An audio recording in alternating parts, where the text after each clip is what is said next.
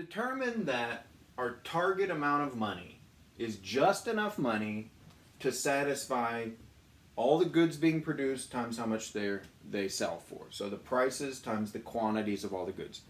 That is your national GDP. So we really want enough money to maintain or support our current economic activities. You can think of this as what's sort of the natural amount of activity going on in an economy. Now, because each dollar or each unit of currency changes hands, we don't have to print the number of dollars that we're using over here. So if it's $100 here, we don't have to have 100 $1 bills. We have to have 100 enough money so that they change hands and add up to 100. So we actually divide that by V, okay? Which is the velocity. How many times each dollar changes hands. The problem is too little money. And we find out that it starts to choke off GDP in the short run. So if there's not quite enough money to go around, people don't have enough cash in hand, they have to wait to get a sale before they get a little extra cash, before they go buy the extra piece of equipment or the food or whatever they're trading. And so just a little too little cash, and it starts to put sand into the gears and slow the process down. So that can actually decrease GDP and production and sales in the short run. If you keep that, then eventually the economy slows down a little bit, and in the long run, it also feeds into lower price level until things sort of balance out, and it turns out there's enough cash again to go around because the prices are a little bit lower. If you put a little too much money into the system, it will overstimulate the economy a little bit because suddenly you feel like you have extra cash. You run around and try and make extra trades, but you find out that this is also just in the short run, but we get back to the long run, we just get a higher amount of money.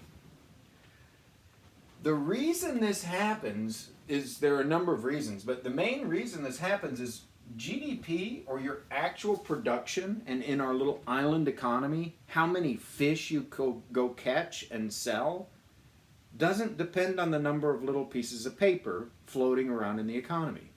It depends on fundamental things. Real GDP in the long run depends on real things. In particular, land, labor, capital, technology, your cultural, political, legal institutions, and all of that. So, money doesn't fundamentally catch more fish. It just facilitates the trade that allows people to go sell those fish, move them around, buy other things. Okay? So it is not fundamentally a factor of production in the long run. As a result, it can have a temporary short-run effect on output because suddenly people feel like there's more, so they go and try and spend it, and we'll see that could increase output a little bit, but eventually it just feeds over into prices because it's just more money chasing the same number of goods and services, or too little money out there chasing those services. So I like to summarize these things in this.